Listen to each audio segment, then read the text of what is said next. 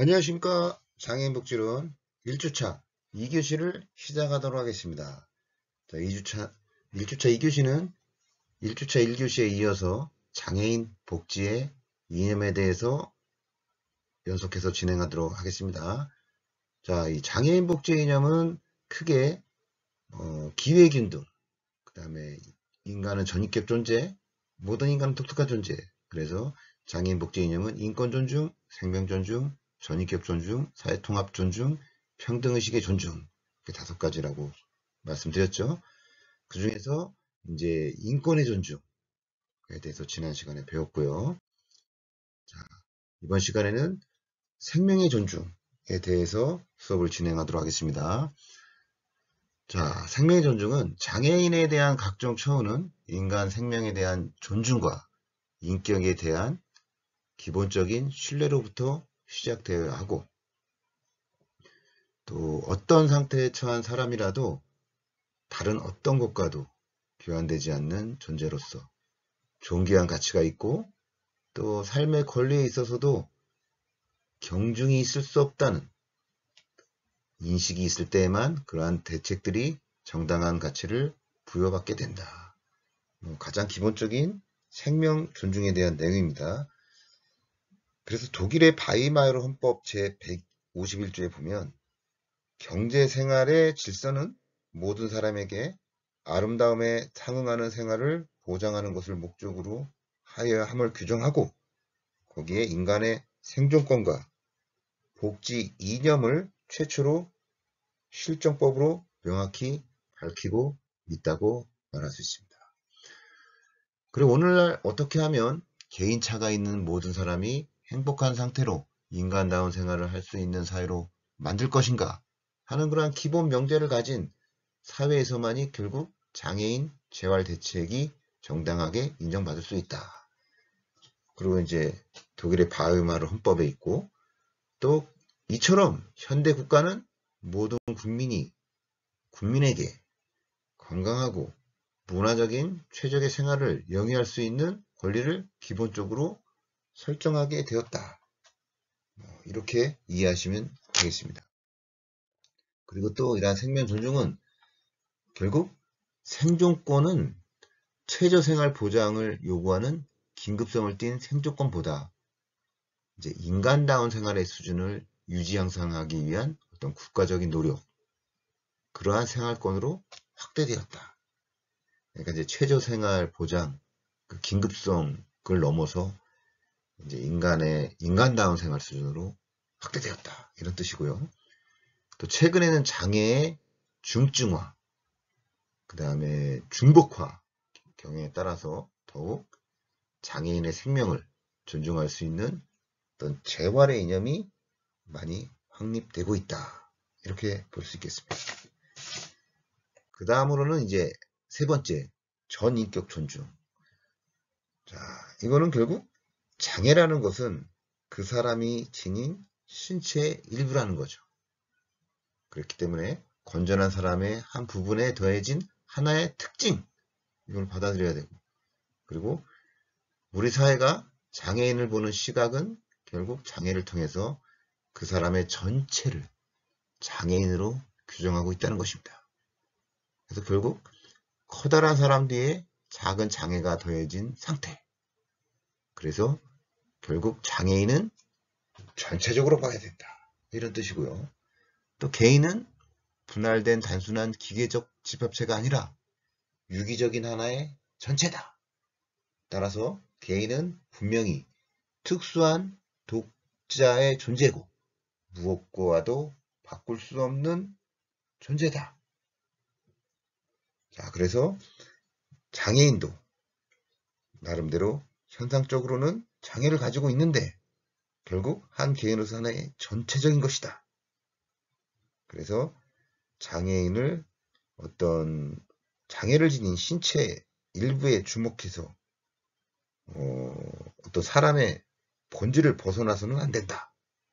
그리고 장애라는 것은 결손 기능이나 어떤 잔정 기능만이 아니고 어떤 장애라는 특징을 포함하는 전체적으로 전인격적으로 그런 존중하는 이념이 확립되어야 한다. 뭐 이런 뜻입니다. 그 다음에 이제 네 번째가 사회통합의 존중인데, 자, 이거는 뭐 장애인의 어떤 재활의 이념 가운데 특히 강조되는 것이 바로 일반화, 노멀라이제이션인데, 이 일반화라는 것이 사실은 되게 보편적이고 당연한 건데, 어떤 장애인이 바라봤을 때는 어떤 장애인, 비장애인, 일반화를 좀 벗어났다 이런 느낌이 있기 때문에 이제 일반화 개념이 이 사회 통합에 있어서는 되게 중요한 개념입니다. 자, 그래서 이 장애를 가진 사람을 장애인으로 취급하는 것이 아니라 그 전에 한 사람의 인간으로 보통의 생활 환경 속에서 정상의 생활을 하도록 하는 사회의 실현을 꾀하려는 생각이고, 지역사회에서는 어떠한 장애인이라도 함께 존재하는 것이 바로 정상적인 사회라는 것입니다. 그리고 장애인이 지역사회에 살고 있는 한 시민으로서 일상적인 생활을 할 수 있도록 정신적이든 물리적이든 그런 환경을 조성해 나가야 된다는 것이고, 이는 곧 일반 사회 속에서 당연히 수용해야 한다는 통합화의 개념과 연결되어 있다. 이처럼 비장애인과 함께 생활한다는 이러한 정상화나, 그 다음에 비장애인과 장애인을 통합적으로 초구한다는 통합화는 결국 장애인 재활의 이념으로서 매우 중요한 이념이다. 자, 결국 정상화나 통합화, 요 두 가지 개념이 어떤 장애인 복지의 이념을 결정할 때 어떤 사회 통합에 있어서는 굉장히 중요한 개념입니다. 자, 그 다음으로 나올 것이 이제 평등시 존중. 이게 이제 장애인 복지 이념에 있어서 다섯 번째죠. 자, 오랜 역사적 소산으로 존재하는 장애인에 대한 편견과 또 차별 속에 현재도 많은 장애인들이 생활하고 있다는 것입니다. 뭐 어느 나라를 불문하고 장애인이 직면하고 있는 근본적인 문제 중에 하나는 바로 편견, 차별, 요 두 개까지가 가장 떼려야 뗄 수 없는 어떤 구조적인 문제라고 말할 수 있겠습니다. 그리고 이제 장애인에게 있어서 장애가 엄연한 것으로 존재하는 이상 그것은 확실히 중요한 문제가 되는 것이고, 또 장애를 극복하였다 할지라도 장애를 가졌다는 이유만으로 사회로부터 의도적인 배제를 당하는 일은 많은 장애인들이 감내하기 힘든 어려움이다. 그래서 편견이나 차별에 대해서 평등의식이 존중되지 않는 한 장애인 복지의 발전은 좀 어렵다. 이런 뜻입니다. 그리고 이제 이러한 편견이나 차별은 뭐 이미 복지 선진국에서도 완벽하게 불식되지는 못하고 있다. 이런 것입니다. 뭐 인간 존중의 오랜 역사 배경 속에서 어떤 장애인의 인권을 존중하는 이념은 우리나라와는 어떤 비교가 되지 않을 정도로 진정이 되고 성장이 되었죠. 선진국들은요. 그리고 우리나라의 장애인은 이중의 고통을 수반하고 있고, 그것이 이제 첫 번째는 장애를 가진다는 것이고, 두 번째는 사회 이해 부족, 편견, 차별을 상대하지 않으면 안 된다는 것입니다.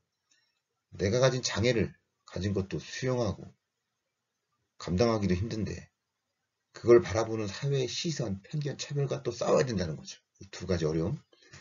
그리고 전통적으로 장애의 뿌리 깊이 내재되어 있는 편견, 차별, 이런 것들이 이제 존중되지 않는 한 장애인 복지 발전이 좀 어렵다. 이런 건데, 그래서 이제 선진국들을 봤을 때 어떤 장애 등록 현황이죠. 그걸 보면은 가장 먼저 전 세계적으로 어떤 장애인 복지에 대해서 선진국화가 되어 있는 나라는 유럽도 아니고 미국도 아니고 호주입니다. 호주. 호주가 18% 정도 이제 장애인 등록 현황을 가지고 있습니다. 우리나라는 5%인데 거의 4.5배, 35, 4, 20, 4배, 4배가 좀 못 되는 수치죠.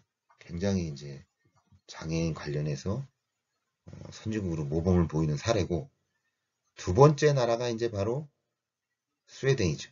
스웨덴, 북유럽 국가. 북유럽 국가에서 장애인 복지는 스웨덴이 가장 앞서고 있죠. 무려 16%의 장애인 등록 현황을 가지고 있습니다. 그 다음 세 번째로 이제 잘한 나라가 드디어 유럽 국가죠. 그 중에서 독일, 영국도 독일, 영국이 가장 잘하고 있죠. 14% 정도. 그 다음에 이제 미국 12%, 일본 7%, 우리나라 5%. 대략 이렇게 이제 선진국들은 장애인에 관련해서 등록 현황을 가지고 있습니다. 자, 이처럼 이제 장애인의 복지에 대해서, 이점에 대해서 5가지를 살펴봤고요.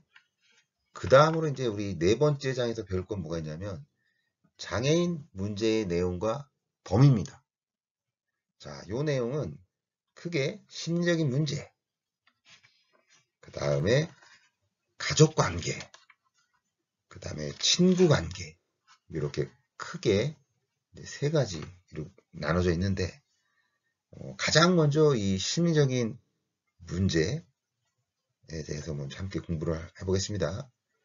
자, 이 심리적인 문제를 공부함에 앞서서 일반인들과 마찬가지로 사회를 살아가는 장애인들 또한 가족, 친구, 지역사회 등과 같은 어떤 지원 체계가 필요하겠죠. 하지만 장애인이 필요로 하는 지원 체계의 경우 그 지원의 특성이나 정도 그리고 범위에 있어서 장애인들과 다를 수 있다는 것입니다. 비장애인들과.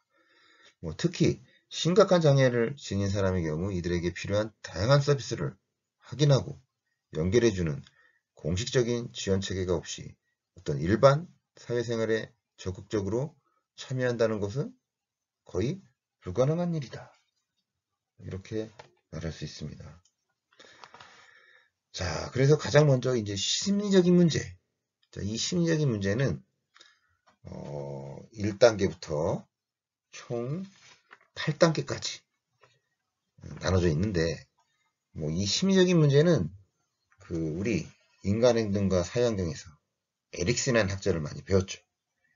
자, 이 에릭슨은 결국 프로이트에게 많은 영향을 받은 학자인데, 이 에릭슨은 말 그대로 인간의 생활주기 전반, 아주 전체적으로 총괄해서 이해할 수 있는 개념의 틀을 제시한 학자가 바로 에릭슨이죠. 자, 이 에릭슨은 인간 발달의 어떤 심리사회적 접근이 결국 개인과 그 환경에 초점을 두면서 8가지의 생애 주기에 따른 변화하는 환경과 연관시켜 설명했다. 이것이 중요하죠. 결국 이 에릭슨의 핵심은 각 위기 개념마다 그 단계마다 어떤 인간의 정체성 위기에 놓이게 되는데, 그 위기는 반드시 부정적인 상태를 의미하는 것이 아니라 오히려 변화나 발달 가능성을 높일 기회가 된다. 이런 내용입니다. 제일 먼저 1단계가 구강기죠. 에릭슨은 프로이트에게 영향을 많이 받았기 때문에 1단계를 구강기라고 표시하고 0에서 1세, 그 옆에 거 오른쪽은 신뢰 대 불신이 이제 에릭슨이 강조한 내용이죠. 자, 신뢰 대 불신, 둘이 이제 관계성이 있는 용어죠. 자, 돌보는 이의 일관성, 신뢰성을 통해 적절한 욕구 충족을 경험한 아동의 경우 신뢰감을 발전시키거나 그렇지 않은 경우 불신감을 형성하게 된다. 그래서 예유하기에 있어서 중요한 것은 적절한 비율의 신뢰와 불신 모두의 경험이며 부모에 대한 신뢰와 불신입니다. 적절한 불신의 경험은 때로는 이 부모가 불신할 때도 있죠. 그런 경험을 할 때 그러한 분별력 있는 신뢰 형성에 그것도 필요하다. 그래서 불신이 모든 것이 좋지 않은 것은 아니다. 이런 내용을 얘기하고 싶은 겁니다. 그래서 유아에게 있어서 중요한 것은 적절한 비율의 신뢰, 적절한 비율의 불신, 이 2가지를 모두를 경험하는 것이 신뢰 형성에 필수적이다. 이런 내용이고요. 두 번째 이제 2단계가 이제 학문기는 이제 프로이트 영향을 받았고, 그래서 학문이라고 표시하고, 그 오른쪽에 이제 에릭슨이 강조한 거죠. 자율성 대 의심. 자율성하고 의심이 관계가 있는 용어라는 겁니다. 자, 이 시기에는 아이들이 혼자서 무언가를 할 수 있다는 것을 인정받고 이를 반복해서 시도하게 된다면 스스로 통제할 수 있는 자율성을 발전시킨다는 거죠. 이 자율성이 어찌 보면 뭐 자기주도 학습 이런 개념의 기초 토대가 되는 용어죠. 뭐 사회학적 모델로 인파워먼트 모델, 내 인생은 내가 책임진다. 그래서 이 2단계 때 그 학문기 시절 이 2세에서 3세 사이에서도 나름대로 이 자율성이 작동한다는 거죠. 이 시기에 형성되는 자율성은 아동의 생물학적 발달에 따른 어떤 내부적인 요구에 의해서 시도되는 것이거나 또는 반동으로 경험할 수 있는 수치와 회의는 사회적인 기대와 압력에서 생겨날 수 있다.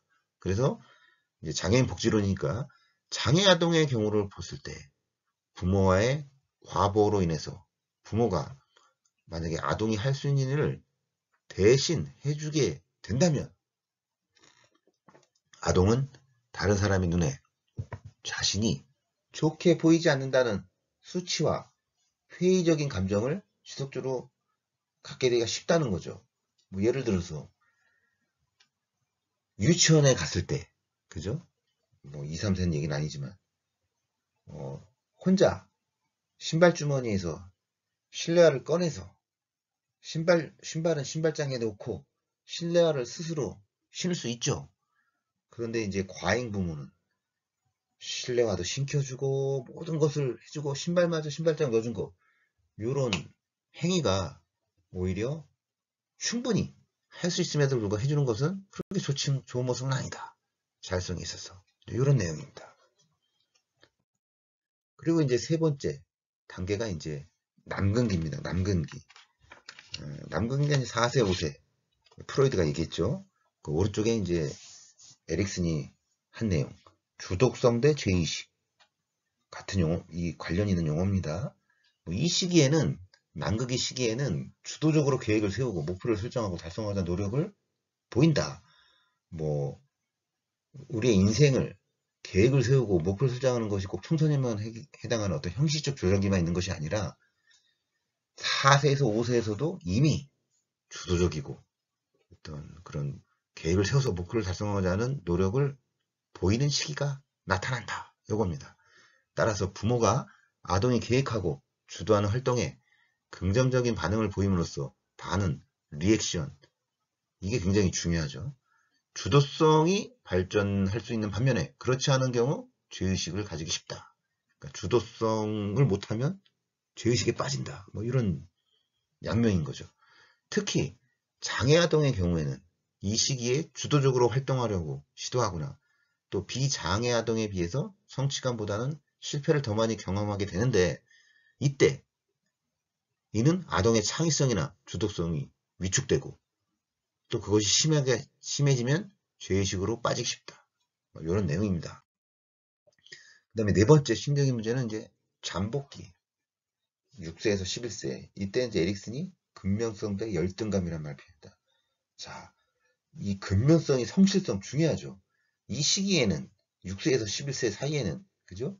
유치원을 들어가고 초등학교 1, 2, 3, 4학년까지네요. 8, 9, 10, 11.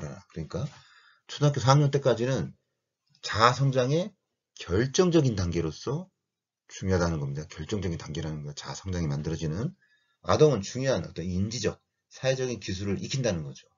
이 시기에 아동은 또래 아들과 함께 어울리고 부모를 떠나서 사회 집단, 또래 친구와 어울리는 거죠.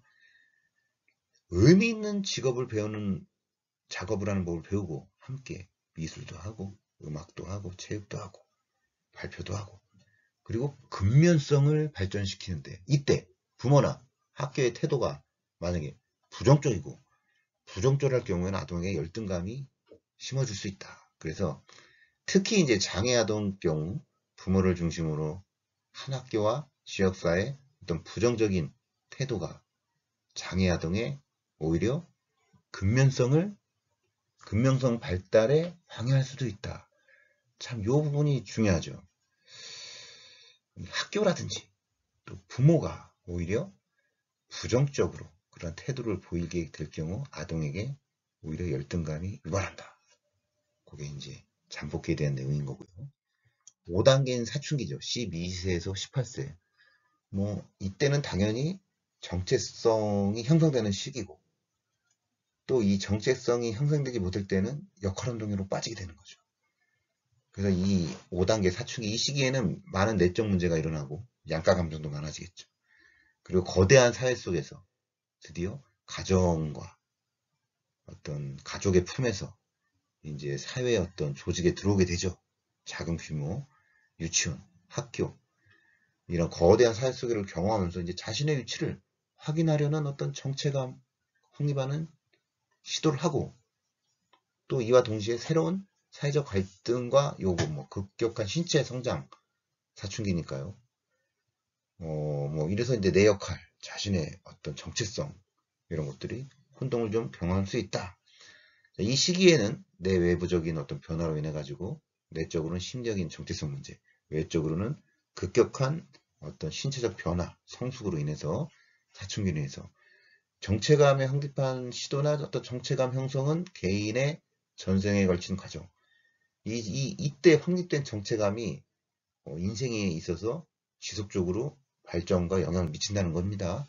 그래서 결국 이 정체감은 어떤 일의 성취를 통해서 발달이 되고, 특히 이 장애 아동의 같은 경우에는 어떤 내적 변화가 많고 미래 사회에 참여에 관한 많은 것이 문제가 되는 이 시기이기 때문에, 이 시기에는 바로 지속적으로 참여할 수 없는 자신에 대해 정체감의 형성에 위기를 맞이할 수도 있다. 이런 내용입니다. 6단계에는 이제 성인기죠. 이때는 이제 성인이니까 갑자기 이제 에릭슨이 이런 얘기를 하죠. 친밀감 대 고립감. 자, 요 내용은 에릭슨이 최초로 얘기했습니다. 처음으로 소개했습니다.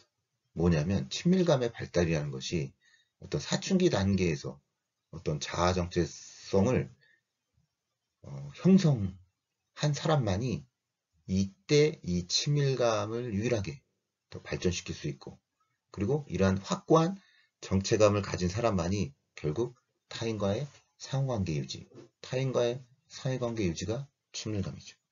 이렇게 이제 해석을 하고 있는데, 결국 그 전 단계에서 정체성을 확립하지 못한다면 결국 고립으로 빠진다.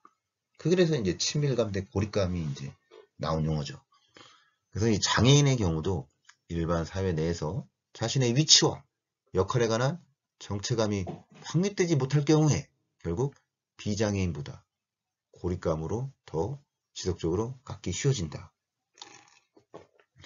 그래서 지금 가장 큰 사회복지 분야에서 핵심 화두가 뭐 여러 가지가 있어요. 중독, 뭐 가정폭력, 뭐 고립, 뭐 사회적 배제, 뭐 등등이 있는데, 사실은 사회적 고립, 사회적 혼란, 뭐 이 사회적 고립이 이미 뭐 일본의 히키코모리부터 유명해졌죠. 거의 뭐 사회적 관계 단절하고 방에서 안 나옵니다. 모든 걸 좀 내려놓고. 그러다 보니까 이 히키코모리 청소년들이 뭐 5만 명, 7만 명 그랬다가 이제 20년이 지나니까 지금은 이제 이 히키코모리 이 분들이 이제 중장년층이 된 거예요. 50대, 60대. 그러니까 이제 히키코모리의 어떤 노령화 이런 것도 이제 점점 사회 문제로 되고 있는 게 지금 일본의 현실입니다. 우리나라도 이제 거의 많이 이런 경험을 보고 있죠. 그래서 이제 이 고립감이, 이 사회적 고립이 해결되지 않으면 큰 영향을 미쳐요. 우울감도 생기고, 우울감이 깊어지면 이제 차단이 되다 보니까 자살 확률도 높아질 수 있는 것이고, 그래서 사회적 고립을 해결하는 것이 중요한 문제다. 사회복지 분야에 있어서. 그 다음에 이제 이 7단계는 중년기입니다. 중년기. 중년기에는 생산성 대 자아 침체. 자, 생산성이라는 얘기가 나오는데, 그 생산성은 뭐냐면 성인이 되었을 때 이제 내 스스로가 다른 사람, 타인을 위해서 더 나은 사회를 만들어 주는데 기여를 한다. 할 수 있다. 그럼 생산성이 높은 사람입니다. 뭐 경제적으로 생산성을 높이든 정서적으로 지원을 해주든 등등 여러 가지가 있는데, 사회복지 분야가 대표적인 영역인 거죠. 나보다는 남을 생각하고 뒤를 돌아보고, 경쟁보다는 어떤 화합과 평화 이런 걸 중요시하다 보니까 이 생산성이라는 용어가 상당히 어떤 경제학적으로 보면은 굉장히 어떤 이익만 바라볼 수 있는 것 같지만 사회복지적으로 봤을 때는 굉장히 생산적인 사람이 돼야 됩니다. 그래서 지금 이 에릭슨이 이제 이걸 얘기를 했는데 이 시기에 성인은 자신 이외에 다른 사람을 위해서 더 나은 사회를 만들었는데 기여를 하게 된다. 그러니까 생산성이 없다는 것은 어떤 내가 이 분야에 대해서 전문가로서 뭐 후진양성이라든지 사회기여에 어떤 많이 할수록 이 생산성이 높아지는 건데 내가 사회에 기여하는 게 적다. 내 인생을 돌아봤을 때 생산성이 좀 부족하다는 거죠. 그래서 이 생산성을 발전시키지 못한 사람은 결국 자신의 욕구에만 관심을 두는 어떤 자아 침체에 빠지게 되기 쉽다. 이런 내용입니다. 그 다음에 이제 8단계는 이제 마지막 노년기죠. 노년기는 바로 이제 자아 통정대 절망감, 망연자실 뭐 이런 말도 쓰는데 이 시기에는 인간 생애의 마지막 단계로서 죽음을 직면한 자신의 일생을 돌아보면서 있는 그대로 받아들이죠. 수용을 하고 그리고 사람은 어떤 자아 통정감을 가지기 시작한다는 겁니다. 통탄. 그리고 자신의 삶이 자기신의 책임성을 인정하면서 때로는 만족감을 느끼기도 하죠. 그런데 자신의 삶을 실패와 또는 기회상실의 연속이라고 보고 또 있는 그대로 수용하지 못한다. 그럴 경우에는 이 시기의 노인들은 자신들의 삶을 혐오하게 되고 증오하게 되고 절망감을 느낄 수밖에 없다. 자식으로부터라든지 사회로부터라든지 경제적이라든지 사회적 지위라든지 여러 가지가 물론 뭐 이 심리적인 문제가 영향을 미치지만 이 생산적인 문제 그리고 자기 인생에 대해서 수용을 못할 때 이런 것이 더 크게 느껴진다. 이런 내용입니다. 그 다음에 이제 두 번째로 우리가 배울 내용이 이제 그 가족관계입니다. 가족관계.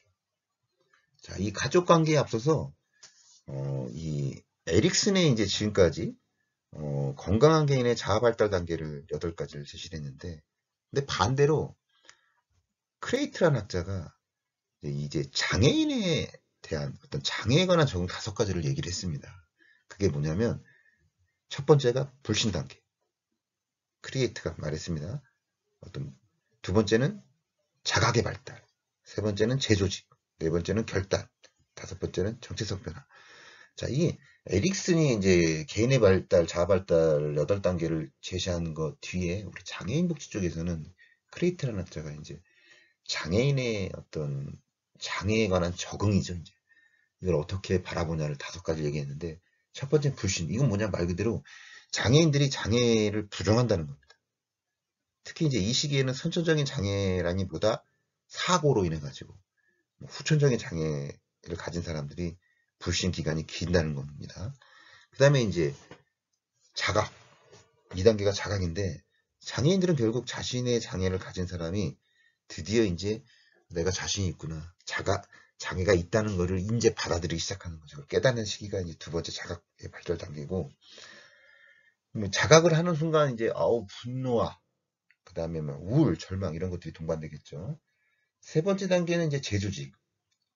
이때 이 재조직 단계는 뭐냐면 장애인은 어떤 자신의 한계를 있는 그대로 드디어 이제 받아들이기 시작하는 단계입니다.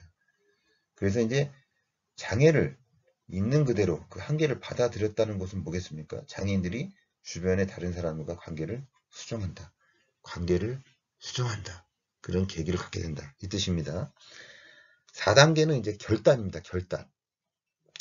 결단은 뭐냐면 자신의 장애로 인한 손상과 능력의 상실을 깨닫고 이제 자신의 주변을 새로운 변화에 맞춰서 재정비함과 동시에 자신과 같은 장애를 지닌 사람들과 이제 동일시한다. 이게 이제 네 번째 이제 결단의 단계고 마지막 크레이트가 말한 장애인의 장애에 관한 적응의 단계 마지막은 정체성의 변화 단계입니다. 자, 이 정체성의 변화 단계는 과거에 형성된 정체성을 새로운 변화에 따라 변화를 시도하는 시기다. 그래서 장애를 수용하고 또 그러한 상황을 고려한 생활 계획을 수립을 한 다음에 그 목표를 달성하기 위해서 새로운 정체감 형성의 새로운 마음가짐으로 수정을 시작한다. 이런 뜻입니다. 그리고 이제 두 번째, 이제 우리 가족 관계에 대해서 이제 배우는데, 자, 이 장애인 문제의 내용과 범위, 첫 번째 심리적인 문제, 에릭슨의 8단계를 배웠고요. 두 번째는 이제 가족 관계인데, 자, 시간 관계상 여기까지 모든 수업을 마치도록 하겠습니다. 수고하셨습니다.